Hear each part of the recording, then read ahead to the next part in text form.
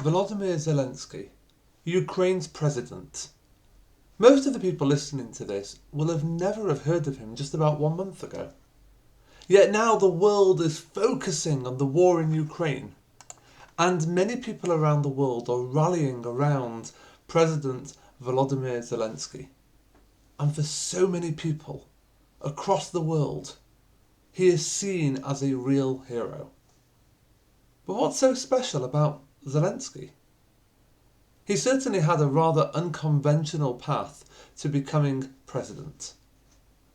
He went to university to study law, but he never practiced law.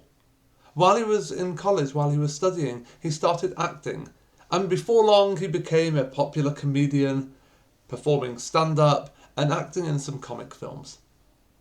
About 7 years ago, Zelensky began starring in a Ukrainian television show called Servant of the People. And there he played a history teacher who became famous when one of his students was videoing him when he was speaking up against corruption, official corruption, and he becomes president. And his character strikes a chord with regular, ordinary Ukrainians who just wanted a plain-talking, honest politician. So after years of acting on the telly, he registered Servants of the People as an official political party. And he runs for president and he wins. He becomes president.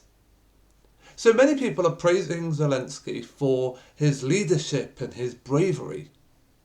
You know, he was offered safe passage to the US where it would be safe for him and his family, they could escape. But he turned it down. He promised he was going to stay in Kiev and fight with the people, see the war through. But I want to focus not on his leadership and his bravery, but on another trait which Zelensky has displayed, which I think is so important, and that is his humility. When he became president, Zelensky made it very, very clear that he wasn't just another politician. You know, unlike some of the politicians in our country who we know have been acting somewhat hypocritically during COVID as if there was one rule for them and one rule for everybody else, Zelensky's playing by the rules that apply to everyone. And that, I believe, is largely down to his own humility. Zelensky made it very clear that he's just one of the regular people. So when he became president and people were so proud and so excited and they wanted to put pictures of him up on their wall, and Zelensky says, no, don't put pictures of me up on the wall. Put pictures up of your own family up on your wall. Humble. And he hasn't let the power go to his head. And that, of course, is one of the most important messages. He hasn't abandoned his people because he sees himself as one of the people. This week we start a new book.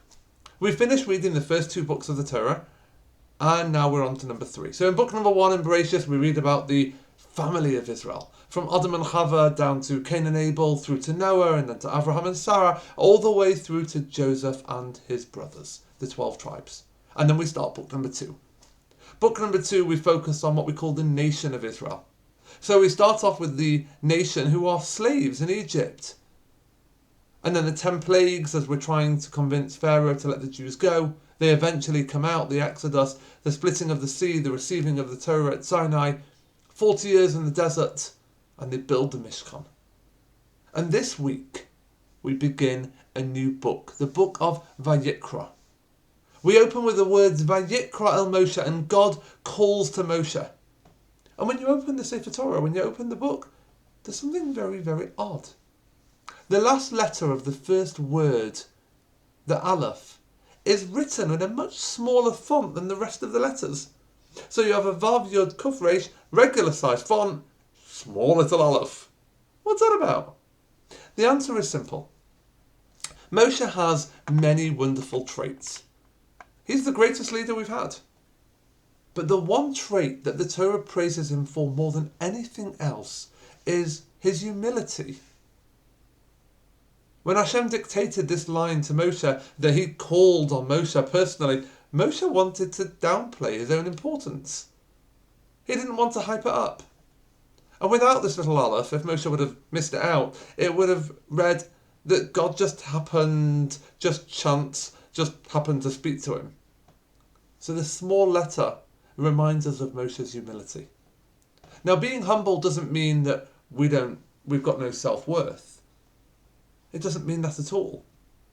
Being humble means that as great as I think I am, I recognise that every single other person is really important too.